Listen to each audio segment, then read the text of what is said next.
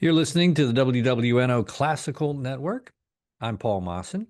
Each week, we take a couple of minutes and chat with Dave Walker about the museum scene in the region. And Dave is host of the museumgoer.com website. Dave, welcome to the program. Hi, Paul. So, what do we got looking at this week? This week, we've got two new exhibits opening at the Newcomb Art Museum and the first of several museum set programs addressing the Hurricane Katrina anniversary. Opening Thursday at Newcomb are It Takes a Long Time to Stay Here, paintings by Jordan and Craig, and Poetic Gaps, Opacity in the Photographic Imprint. The first is the artist's largest institutional exhibition and features large-scale abstract paintings inspired by indigenous art forms and the landscape of the southwestern U.S. The second uses the museum's permanent collection as a point of departure to ask, what happens beyond the photographic frame? A joint opening reception is planned for Friday.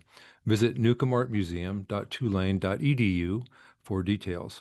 At 1 p.m. Saturday, August 16th, the Historic New Orleans Collection hosts the 2025 Morrison Lecture, which takes the theme, We're Not Done Yet, Post-Katrina Urban Planning Lessons. David Dixon, who helped draft the city's post-Katrina master plan, will deliver the lecture, which will be followed by a panel of local community leaders. With the approach of the Katrina anniversary, I'm seeing a lot of local museums are offering opportunities to reflect on the storm and the aftermath. And it's really nice to see that there's this much content coming out. Yeah, and our local museums are providing imaginative portals into the subject. For example, at 6 p.m. Thursday, Friends of the Cabildo will host a virtual presentation by Christopher E. Manning, who will discuss his new book, We Came to Rebuild New Orleans, Stories of the Hurricane Katrina Volunteers.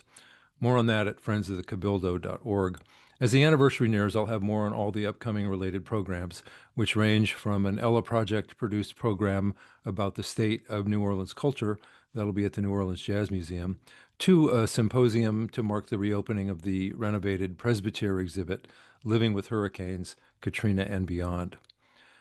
Returning to this week in public programs, at 6 p.m. Wednesday, the New Orleans Museum of Art will host an event titled Soul Sip, which combines art appreciation with wine tasting.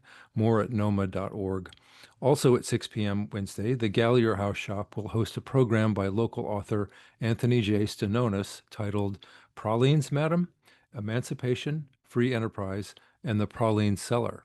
More at hgghh.org.